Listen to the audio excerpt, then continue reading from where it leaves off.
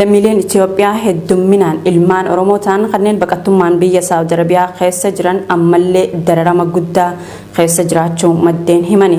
Akka maddeen ibsanitti dubartoonni hedduun ijoollee daa'immanii wajjin mana hidhaa dhiphaa tokko keessatti ho'aan dararamaa akka jiran himamee jira. Dabalasa qabna.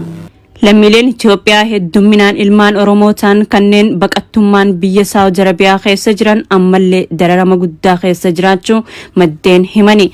Akka maddeen ibsanitti dubartoonni hedduun ijoollee daa'immanii wajjin manneen hidhaa dhiphoo keessatti ho'a hamaan dararamaa jiru. Mana hidhaa magaalaa Riyaad kan Xariiqa Al-Kharjii jedhamu keessatti daa'immanii fi dubartoonni lakkoofsaan 200 ol tahan kutaa dhiphoo tokko keessatti hidhamuudhaan lafa dhakaacharra ciisaa jirra jechuun dubbatu.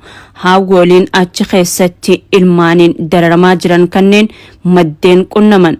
Ho'i hammaatee jira. Daa'imman kan nyaatan laphirra taa'aa fi hin jiru.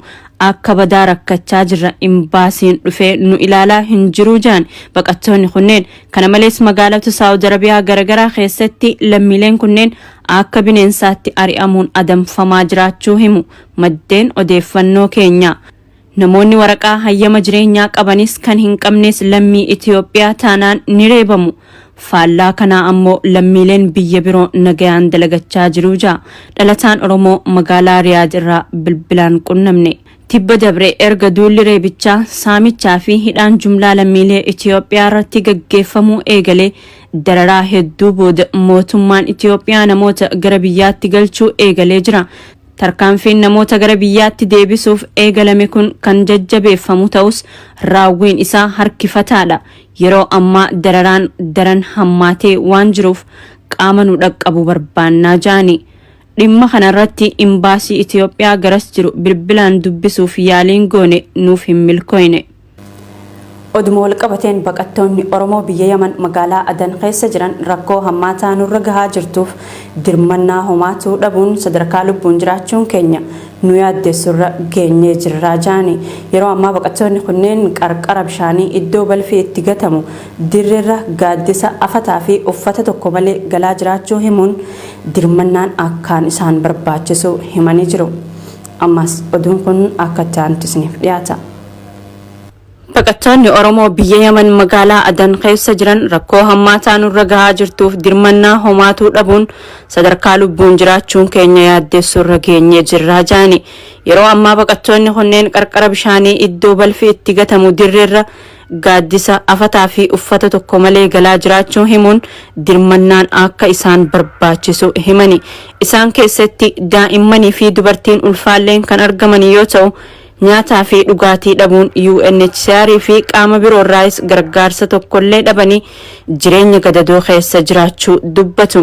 Baqattoonni kunneen gaafa magaalaa sanaa irraa gara magaalaa Adan geeffaman ji'a tokko oliif waajjira UNHCR Adan jiru dura erga turanii booda waraana mootummaa Adan bulchuun humnaan kaafamanii naannawa galaanaa qubsiifamanii ture. Erga qarqara galaanaa qubsiifamaniis rakkoolee garagaraatiif saaxilamaa turuu kan himan lammiileen kunneen yeroo garagaraatti waajjira UNHCR Adan jiru duratti hiriira bahuudhaan dhaadannoolee garagaraa dhageessisaa turani. Qaamni mootummaa biyya san bulchuu fi waajjirri UNHCR illeen baqattoota kanneen dhaggeeffatanii furmaata itti kennuurra jalaa usanii ilaaluu filatani. Inumaahuu gargar qooduun kanneen xalayaa UNHCR qabanii fi kan hin qabne maqaa ja'uun walitti bu'iinsi isaan gidduutti akka uumamuuf illee yaalamee ture. Yeroo garagaraatti qaamota hidhatan biyyattiitiin reebichi adda addaa irratti raawwatamaa turuu kan himan baqattoonni kunneen kan dhukkubsates yaala argataa hin jiru. Sharaa fi kaartoonni of jala buusnee irra rafaa turre nurratti ciccitee jira. Nyaataa fi dhugaatiis dhabnee rakkoo akkaan hammaateetu nu mudachaa jira waan ta'eef hayyoonni Oromoo ummanni Oromoo bal'aannuuf dirmadhaa jechuun dhaammatani. Baqattoonni haala kanaan Adan keessatti rakkachaa jiran ajjechaa suukkanneessaa bitooteessa 7 bara 2021 magaalaa Sanaa mana hidhaa Jawaazaa jedhamu keessatti hidhattoonni Huutii boombii darbachuun baqattoota 450 ol fixuun wal qabatee hiriira balaaleffannaatiif waajjira UNHCR Sanaa jiru dura ji'a tokkoof erga turanii booda waraanaan humnaan gara Adan geeffamuun isaanii ni yaadatama. oduu keenya birootiin gamtaan awurooppaa qoqqobbii haaraa mootummaa biltsiginnaa irratti buusuuf qophii taasisuu qabu jechuun Joosef Boorel yoo ibsu yakki duguuggaa sanyii dhala namaa Itoophiyaa keessatti raawwatamuu isaa Ameerikaan akeekkachiiftee jirti. Gamtaa Awurooppaatti hoogganaan haajaa alaa Joosef Boorel gamtichi gaaga'ama siyaasaa fi nageenya Itoophiyaa keessatti deemaa jiru dhaabsisuuf qoqqobbii buusuuf qophaa'uu qabu yoo jedhu maddi oduu Associated Press Ameerikaan biyyoota duguuggaa sanyii dhala namaa keessatti raawwatamaa jiru kanneen akka Myanmar, Chaayinaa fi Itoophiyaa qorachaa jirti jedhe. Gabaasaa Reuters fi Associated Press irraa qindaa'ee Siraaj Sabaaftu dubbisa. Gamtaan Awurooppaa qoqqobbii haaraa mootummaa biltsiginnaa irratti buusuuf qophii taasisaa jiraachuun beekame. Gama biraan ammoo yakki duguuggaa sanyii dhala namaa Itoophiyaa keessatti raawwatu isaa Ameerikaan beeksifteetii jirti. Jijjiiramni siyaasaa qabsoo uummata Oromoo fi saboota biyyattii hirmaachiseen argameen kufatee waadaan haaromsaa erga ganamee booda Itoophiyaan guyyumaan jeequmsa siyaasaa hamaa ta'eef saaxilamtee gara diigumsaatti tirachaatii jirti. Gorsaa fi yaada biyya keessaa fi biyya alaa diduudhaan biyyattii laaqama siyaasaa kanaaf kan saaxile hoogganaan biyyattii Abiyyi Ahmad hawaasa addunyaa irraas balaaleffannaa fi qoqqobbiin mudateetii jira. Dhumaatii lammiilee nagaa fi tasgabbii naannichaaf jecha gamtaan Awurooppaa qoqqobbii jabaa mootummaa biltsiginnaa irratti buusuuf akka jiru himamaatii jira. Gamtaa Awurooppaatti hoogganaa haajaa alaa kan ta'an Joosef Boorel gamtichi gaaga'ama siyaasaaf nageenya Itoophiyaa keessatti deemaa jiru dhaabsisuuf qoqqobbii buusuuf qophaa'uu qaba jechuu isaanii Reuters gabaaseetii jira. Reuters Mr. Joosef Boorel wabeeffachuun akka gabaasetti mootummaa biltsiginnaa dirqisiisuuf tarkaanfii jajjabduu fudhachuun barbaachisaadha. Tarkaanfiin jajjabduu qoqqobbii kanaan hammataman keessaa qoqqobbii dinagdee, qoqqobbii fiisaa fi uggura qabeenyaa ta'uu danda'a jechuun akeekaniitii jiru. Oduu gama biraatiin Itoophiyaan tarree biyyoota duguuggaa sanyii dhala namaa keessatti raawwatamaa jiru keessatti hammatamuu ishee mootummaan Ameerikaa beeksiseetii jira. Maddi oduu Associated Press akka gabaasetti biyyoota duguuggaa sanyii dhala namaa yookaan genocide keessatti raawwatamaa jiru kanneen akka Myanmar, Chaayinaa fi Itoophiyaa eega jedhee booda Ameerikaan yakkoota suukaneessootaan kana qorachaa jirti jedheetii jira. Mootummaan Ameerikaa baatii darbe jeequmsa Itoophiyaa keessatti deemaa jiru irratti tarkaanfii qoqqobbii fiisaa fi uggura dinagdee bal'aa mootummaa biltsiginnaa laamshessuu danda'u dabarsuu ishee kan yaadatamudha. Maddi oduu Aljaziiraa fi Reuters humnoonni Tigraay duula waraanaa haaraa gama kibbaatiin taasisaniin magaalota hedduu deebisanii to'achuu gabaasani. Humnoonni Tigraay lafa bal'aa karaa kibbaatiin humnoonni Amaaraa qabatanii turan kanneen akka Kooramii fi Allamaxaa Aljaziiraan yoo gabaasu Reuters ammoo dubbi himaa mootummaa Tigraay Geetaachoo Raddaa wabeeffachuun akka gabaasetti humnoonni Tigraay haleellaa raawwataniin magaalaa Kooram to'achuu danda'anii jiru jedhe. Gabaasaa Aljaziiraa fi Reuters irraa qindaa'eef Muhammad Fantaalle. Humnoonni Tigraay duula waraanaa haaraa gama kibbaatiin taasisaniin magaalota hedduu deebisanii to'achuun himamaa jira. Waraana baatii 8 booda torbee lama dura magaalaa Maqalee kan qabatan humnoonni Tigraay duula haaraa mootummaa federaalaa fi humnoota Amaaraa irratti bananiin magaalota gama kibbaa jiran qabachuun beekameetiin jira. Humnoonni Tigraay kunniin lafa bal'aa karaa kaabatiin humnoonni Amaaraa qabatanii turan kanneen akka Kooramii fi Allamaxaa fa'aa lolanii deebisuu isaanii Aljaziiraan gabaasee jira. Humnoonni Tigraay kunniin haga lafti humnaan irraa fudhatame deebi'utti kallattii kibbaa fi lixaan lola akkatti fufan himanii jiru jedham gabaasni Aljaziiraa.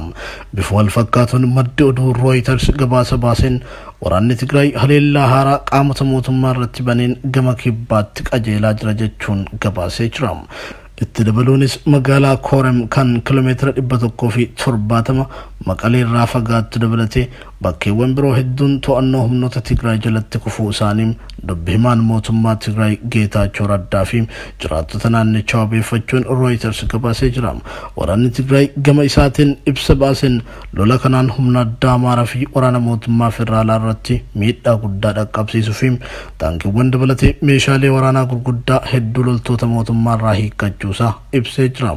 Magaalota Kooramii fi Allamaxaa keessatti uummanni daandiitti bahuun yeroo humnoota Tigraay simatus suuraalee fi viidiyoowwan garaagaraa miidiyaalee hawaasaa irratti lakkifamee jira. Torbee darbe mootummaan Tigraay ibsa baaseen humnoonni Amaaraa lafa bal'aa Raayyaa fi Walqaayit Tsagadee humnaan qabatanii jiran hatattamaan akka gadi dhiisanii bahan jechuun akeekkachiisa kennee ture. Naannoon Amaaraa lafa humnaan qabatee ture keessaa hin baanu jechuun lola labsuu itti fufanii jiru. Gama biraatiin loltoonni raayyaa ittisa biyyaa hamilee lolaa kan hin qabnee fi lola kaayyoo hin qabne maaliif lolla jedhanii gaafachaa akka jiran maddeen oduu waraanarraa beekuun danda'amee jira. Oduu keenya isa xumuraatii fi kan gaddaatiin hayyuun seenaa fi amantaa Haaji Aloo Kabiir Umar du'aan addunyaa tanarraa boqotani. Haaji Aloon aartii amantaa Islaamaa keessatti bara afaan Oromoo dubbachuun nama hiisisu keessatti manzuumaa afaan Oromootiin baasuun dhiibbaa sirni gabroonfataa uummata Oromoo irraan ga'u himaa nama turanidha. Haaji Aloo Kabiir Umar waggaa 40 dura manzuumaa baasuu kan jalqaban yoo ta'u cunqursaa fi dhiibbaa mootummaan Itoophiyaatiin uummata Oromoo irra gahaa ture ibsuuf gara kanatti akka seenan afgaaffii miidiyaalee garaagaraa irratti taasisaniin ibsaa turanii jiru. Haaji Aloo Kabiir Umar akka lakkoofsa Itoophiyaatti bara 1948 godina Baalee aanaa Gaasaraatti kan dhalatan yommuu ta'u ijoollummaa isaanii irraa kaasee dhiibbaa uummata Oromoo irra gahuu fi seenaa uummata Oromoo qabsaa'ota baddaa Baalee kanneen akka Haaji Adam Soddoo, Isaamii Abbaa Washuu, Hassan Juuree fi kanneen biroo irraa waraabbataa akka guddatan afgaaffii miidiyaalee wajjin taasisaniin himanii jiru. Gara aartiitti kan isaan seensises dhiibbaa sirna gita bittaa Itoophiyaatiin uummata Oromoo irra gahuudha. Hayyuu beekamaan amantaa Islaamaa kun guddina afaan Oromoo keessatti nama shoora olaanaa taphateedha. Bara 1970 keessa manzuumaa sumaan suma kadhannaa yaa Rabbii nama hin daganne jedhu baasuun gurra uummata Oromootiin gahanii jiru. Itti fufuunis manzuumaa baay'ee baasuun uummata Oromoo fi Muslimaa biratti jaalatamummaa guddaa horatanii jiru. Haaji Aloo Kabiir Umar dhibee yeroo dheeraaf isaan irra tureen magaalaa Roobeetti kan boqotan yoo ta'u adoolessa 12 bara 2021 bakka hawaasni Oromoo bal'aan argamutti sirni awwaalcha isaanii raawwatee jira. Haaji Aloof jannata maatii fi uummata Oromootiif ammoo jajjabina hawwina.